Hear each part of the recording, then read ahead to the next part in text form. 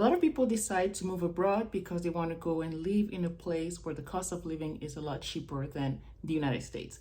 Perfect example would be Portugal or Mexico.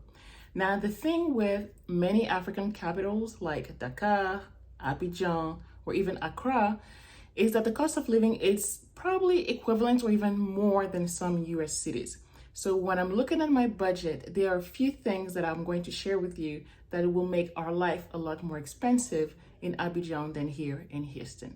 If that's of interest to you, make sure you like this video, share it with a friend, and subscribe to this channel. That way you don't miss any other videos like this.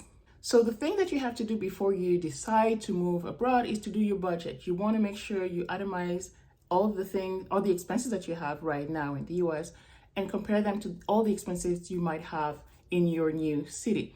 And I did that in comparison with our life in Yaoundé or our life in Abidjan. Newsflash, Yaoundé is a lot cheaper than Abidjan. That's how it is, right? But Abidjan is one of the most expensive capitals in Africa. So it's going to be a little difficult in certain things, but it's going to be a lot easier in other things. So the purpose of this video is to show you the 3 items that will make our life or our budget a little higher when we move to Abidjan, if that's where we move to. And in another video, I'm going to share with you the items that will make our life a lot cheaper in Abidjan.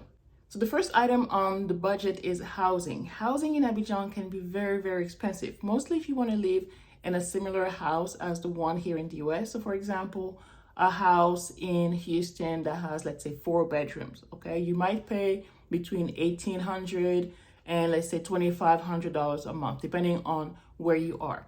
The same kind of house in Abidjan will cost you at least $2,000, if not $3,000 or more. That's just the reality of things. The closer you get to international schools, the more expensive the house is going to be for you. So yes, you can find a cheaper house with a rent that is more reasonable, maybe in the 1,500s a month or even 1,000 a month. But the bad news is that you're going to be very, very far from the schools where you're more than likely to send your kids to.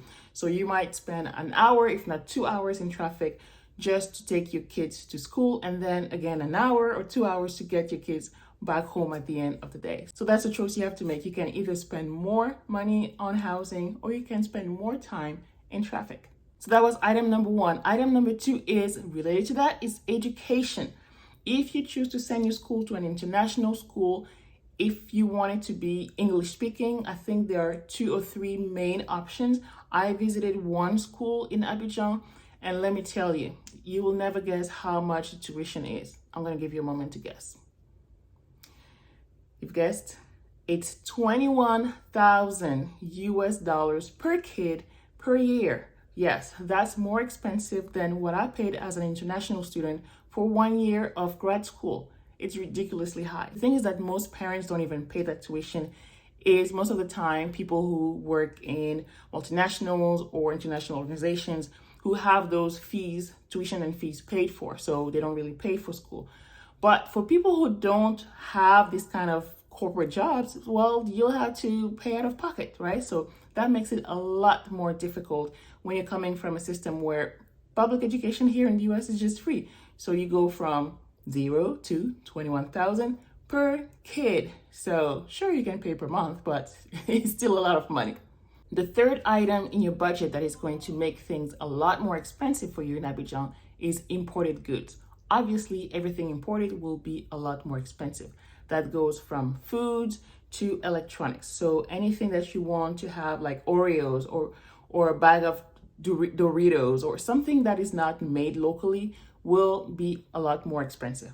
Now, here's a little side note. Because in Abidjan and Yaoundé, most of the products that are imported from Europe. So a good tip for you is to bring a lot of these items with you in your suitcase, because European sizes are a lot smaller than US sizes. So a bag of chip, like the ones that they had on the shelves, are like the mini bags of chips, like, you know, the Lay's mini bags. Those are the ones on the shelves. And in the US, we don't have those on the shelves. Those are the ones in the multi-box or by the cashier, right? Because you don't really buy those because they're too small. On the shelf, you have the big ones. And at the supermarket, I was looking at the different items and everything, and they were so small. So good tip for you, bring your favorite brand of cookies, snacks, even juice, because the sizes are a lot smaller in other countries. So that's a tip for you. Another thing you will be tempted to bring is electronics. However, I do not recommend you bring any of those because we don't have the same voltage.